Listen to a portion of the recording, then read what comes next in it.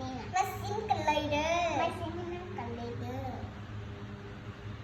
มันรสชาติแซ่บแซ่บเด้อ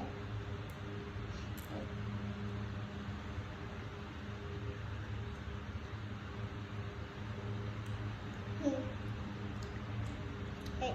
กุ้งสกัดต่ำกุ้งลวกลวกกุ้ง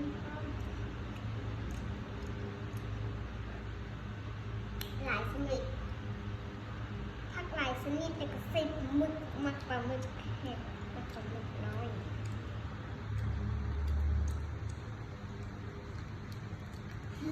แซ่บเพราะว่ามักหลายชนิดนี่โซดาหวาน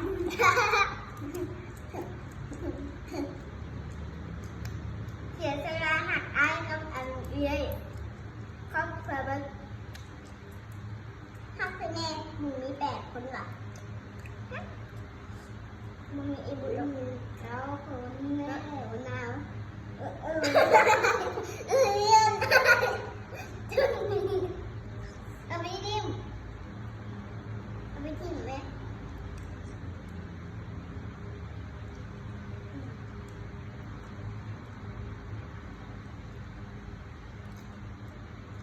รสชาติแซ่บฮะ รสชาติเป็นอะไร รสชาติมันแซ่บแซ่บ เผ็ดบอ แค่นี้เดี๋ยว ที่ใส่หมักเผ็ดจังหน่วย 1 หน่วยวัน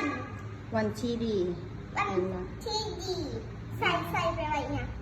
พุธวันซิลี พุดวาซิลีแปลว่าสยบเพชร1 หน่วย อือหือ เฮ้ยมันจะดี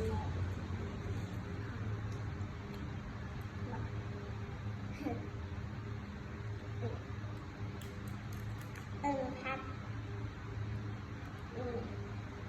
และสุดการเอาลงเฟซด้วย